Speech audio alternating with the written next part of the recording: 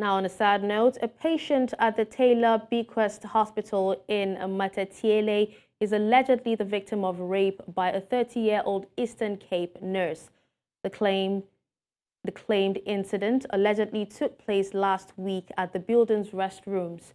According to the police, the patient's sample was tested, which resulted in the nurse's arrest. He will appear in court on Wednesday. The Provincial Health Department has issued a statement stating that an internal investigation will be conducted and declining to make any more comments. Now, joining me on the news for more on this is Health and Allied Workers Indaba Trade Union President Rich Sicina. Thank you so much for joining us on on the news, Rich. If you can hear me. Good afternoon to your team there and the viewers of this show. Thank you. All right. Now, this is actually such a sad story to hear, where the vulnerable are being taken advantage of in hospitals where they go to get help. Now, yesterday we heard of a security guard who allegedly beat a patient. As a union that represents health personnel, what are your thoughts on this?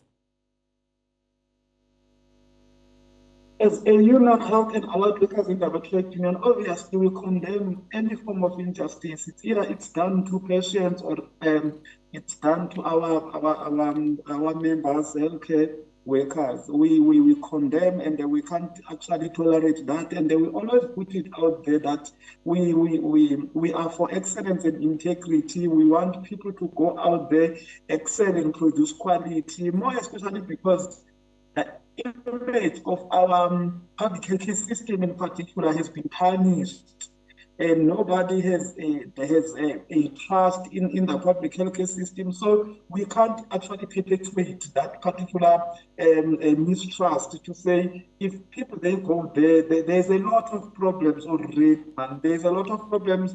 We are accounting the shortage of staff, shortage of material resources, negative attitude by staff members, it's either from security to up to the CEO. There's a lot of problems that we are working very hard as a union to say, let's fix this, because this is our system. So now when people are going to go where they need to be protected and get healing and they get raped, obviously those who are doing that, the perpetrators must face the music, they must face the might of the law. But obviously, as a union, we are finding ourselves in a very awkward situation because some of these members who are doing this are our members, and even if they are wrong, at the end of the day, you need to go there and represent them. But all we are saying is just to say the system must do their thorough investigations and then follow proper processes and disciplinary proper processes. That's it.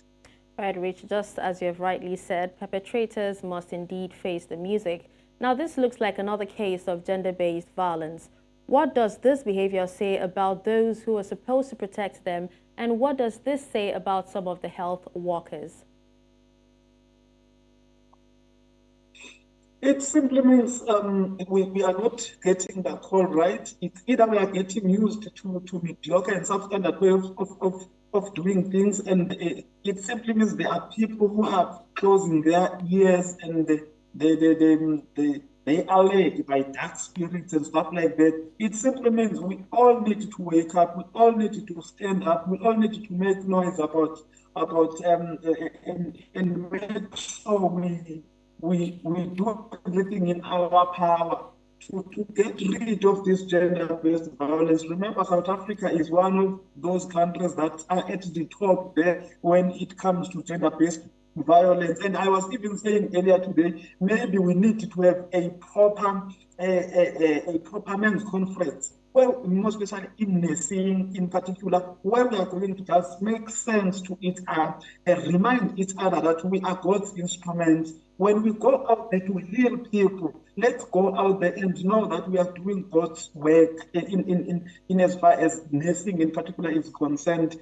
But nonetheless, we will keep on keeping on and tell our members on the ground to say, this is our healthcare system, these are our sisters and brothers. Let's stop throwing each other under the bus. We have everything against us. We need to protect each other. We have no one ourselves.